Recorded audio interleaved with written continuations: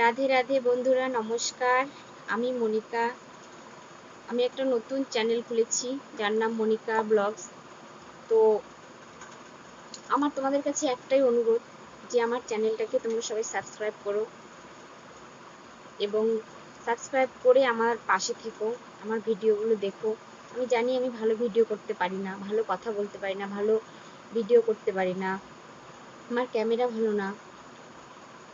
তো আমাদের সংসারে অনেক কষ্ট করে আমাকে থাকতে হয়, অনেক দুঃখ কষ্টের মধ্যে দিয়ে আমাকে থাকতে হয়। তবুও স্বামীর ঘরে থাকা অনেক শান্তি, দুঃখ কষ্ট যতই যা হোক। আমি তোমাদের কাছে একটাই অনুরোধ করব যে আমার এই মনিকা ব্লগ নামের যে চ্যানেলটা আছে, এই চ্যানেলটাকে তোমরা একটু সাবস্ক্রাইব করে দিও, দেখো চ্যানেলটাকে। আর কি বলবো তোমাদের, আমি ভালো করে কথা বলতে পারছি না, কি বলবো তোমাদের, কি বোঝাতে পেরেছি জানি না। এটুকুই অনুরোধ যে তোমরা আমার পাশে থেকো, কারণ তোমরা পাশে না থাকলে আমি কিচ্ছু করতে পারবো না।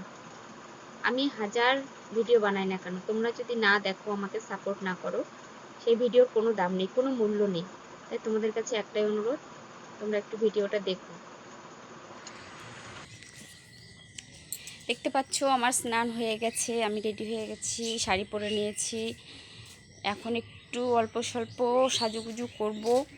এখন একটা টিপ পরে নেব। টিপটা কোথায় রাখলাম? এই তো, একটা টিপ পরে নেব। টিপটা পরে রেডি হয়ে নেব। রেডি হয়ে বাড়ির পুজো করব। বাড়ির পুজোটা হয়ে গেলে তারপরে আমাদের মন্দিরের সামনে বেলতলাতে পুজো হয়, ষষ্ঠী পুজো, ষষ্ঠী মায়ের পুজো, সেখানে যাব। তো ফটাফট রেডিটা হয়ে নিচ্ছি। আজকে অনেকটা চাপ আছে, ওখান থেকে এসে আবার আমার ননদ মারা গেছে, সেখানে যেতে হবে। ফটাফট করে রেডিটা হয়ে নিচ্ছি। এখন একটু কাজলটা পরে নিই, লিপস্টিকটা পরে নিচ্ছি। কমপ্লিট। এখন ঠাকুর ঘরে ঢুকবো। এখন একটু ঠাকুর ঘরে যাবো, দেখতে থাকো। এবার পুজোটা সেরে নিই, ঠাকুর ঘরের কাজটা সেরে লাইটটা অফ করে নিলাম। এবার যাব ঠাকুর ঘরে।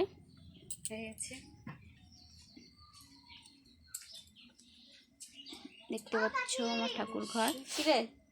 ঠাকুর ঘরের আজকে জামাই ষষ্ঠী, সবাই কমপ্লিট করে নিয়েছি। তো তাই এত সকাল সকাল স্নান টান সেরে, এমনিতে আমি সকালেই পুজো করি, তবু তো আজকে ষষ্ঠী দেখে পুজো টুজো করে চান করে রেডি হয়েছি। আমি পুজো করবো, ঠাকুর ঘরে ঢুকবো। ষষ্ঠীর দিন সকালে উঠে ঘর বারান্দা সব লেপে সব কাজ টাজ করে, ঠিক আছে দেখতে থাকো। স্নান টান করে ঘরের পুজো সেরে তারপরে যাবো। আজকে বারবারই যাওয়ার কথা, কিন্তু হয়তো যাওয়া হবে না। দেখো এখানে আমি ফুল টুল সব জোগাড় করে নিয়েছি। দেখো আমার ব্যাগে আম রাখা আছে, আম কিনে এনেছি। আর এগুলো সব বাঁশের, ওটাকে কি বলে জানি না, তো কলার নৌকো টৌকো সব বানিয়ে নিয়েছি, জবা ফুল সব তুলে নিয়েছি। এই যে আমার তুলসীতলা, দেখছো তুলসীতলা লেপা হয়ে গেছে, ঘর বাড়ি সব লেপেছি আজকে। বাসন ধোয়া হয়ে গেছে, জল আনা হয়ে গেছে, পুজোর বাসনও মাজা হয়ে গেছে। দেখো ঠাকুর ঘরটার সব লেপে নিয়েছি। এখন আমার ঠাকুরকে ভোগ লাগাবো। ঠাকুরকে ভোগ লাগানোর পরে তারপরে যাব আমাদের ওখানে, মানে মন্দিরে যেখানে মায়ের ষষ্ঠী মায়ের পুজো হয়, সেখানে রান্নাঘরের কাজ সেরে ফেলেছি। রান্নাঘরটা সব পরিষ্কার করে রেখেছি, শুধু রান্নাটা করিনি। তো দেখতে পাচ্ছ আমার ভোগ দেওয়া হয়ে গেছে, ভোগ দেওয়া হয়ে গেছে। ঠাকুরকে ভোগ লাগিয়ে দিয়েছি। পুজো হবে ওখানে, সব রকমের ফল দিয়ে, আম, কলা, দুধ, যা যা ফল এনেছি সব ফল দিয়ে ভোগের জন্য দিয়েছি। সব রেডি করছি, সব দেখতে থাকো। রেডি করে নিয়েছি। মন্দিরে গিয়ে তোমাদের সঙ্গে আবার দেখা হচ্ছে। জবা ফুল রাখা আছে, এগুলো সব নিরামিষ বাসন আমার। দেখতে পাচ্ছ পুজোতে চলে এসেছি ষষ্ঠী মায়ের এখানে। আমাদের এখানে বেলতলার গোড়াতে ষষ্ঠী পুজো হয়, বেলতলার নিচে ওই যে ব্রাহ্মণ কাকা বসে আছে, ওখানে বসে মন্ত্র পড়বে, আমরা সবাই মন্ত্র বলবো, বলে পুজোটা সেরে নেবো।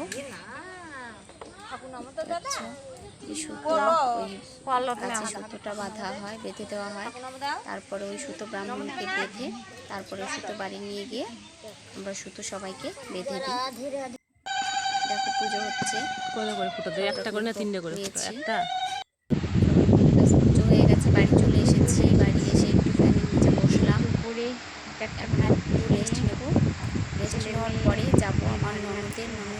মারা গেছে, বলেছি আগে তোমাদের।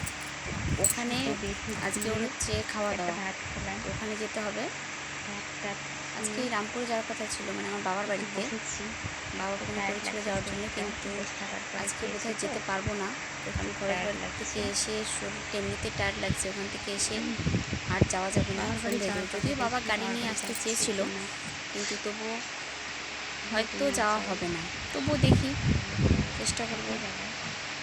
যদি যেতে না পারি তাহলে তো কিছু করার নেই। ঠিক আছে, এখন রেডি হয়ে এখন একটু রেস্ট নেব, রেস্ট নিয়ে তারপর রেডি হব। রেডি হয়ে খরচ বাড়ি চলে যাব, ছেলে মেয়ে সবাইকে নিয়ে খরচ বাড়ি চলে যাব। ওখানে খাওয়া দাওয়া সেরে আজকে বাড়িতে রান্নাও করে নিই, ওখানেই খাবো। সারাদিন তো উপোস ছিলাম, এখন একটু ননদের বাড়ি থেকে ভাত খেলাম, তারপরে চলে যাব ওখানে। ঠিক আছে, রেডি হয়ে নেই। দেখতে পাচ্ছ রেডি হয়ে গেছি, বেরিয়ে পড়েছি। পুজোর ড্রেস ছেড়ে অন্য শাড়ি পরে নিয়েছি। আমি, এটা আমার ভাগনা, আমার ছেলে, আমার মেয়ে, আমরা 4 জন মিলে যাচ্ছি।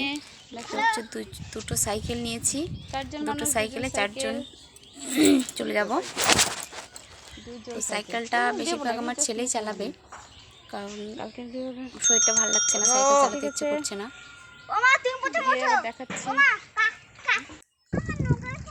দেখাচ্ছি জায়গার পাশে যাচ্ছি। এটা একটা জলাশয়, জায়গাটা খুব সুন্দর, এত সুন্দর ঠান্ডা হাওয়া জায়গাটাতে। এই জায়গাটাতে এসে আর যেতে ইচ্ছে করছিল না। দেখো একটা নৌকো বাঁধা আছে, এত সুন্দর জায়গা।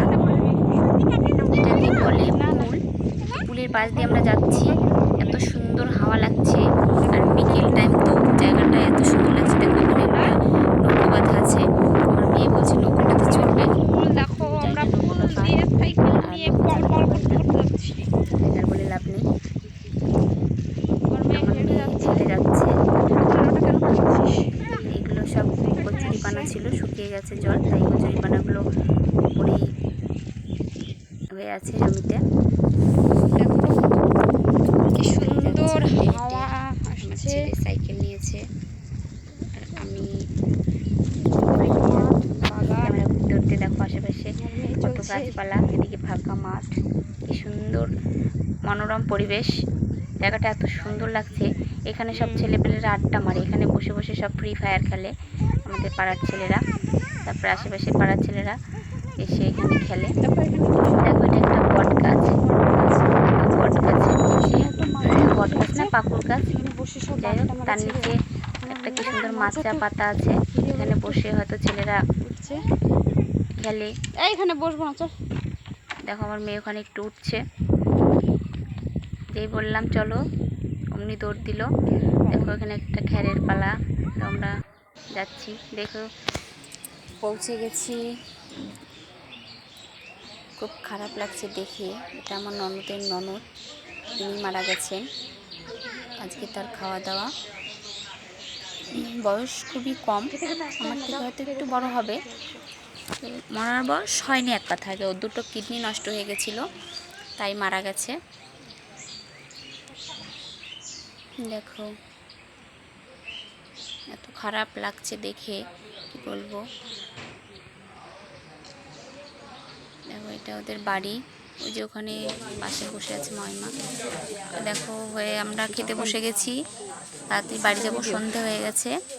আমার মেয়ে খাচ্ছে, আমি খাচ্ছি। ওই যে আমার ননদ, তার সামনে আমার ভাগনা বসেছে, আমার ছেলে বসেছে, সবাই মিলে একসঙ্গে খাচ্ছি। তাড়াতাড়ি সন্ধ্যের আগে খেতে বসেছি, খেয়ে দিয়ে বাড়ি গিয়ে আবার সন্ধে দিতে হবে। খাওয়া হয়ে গেছে।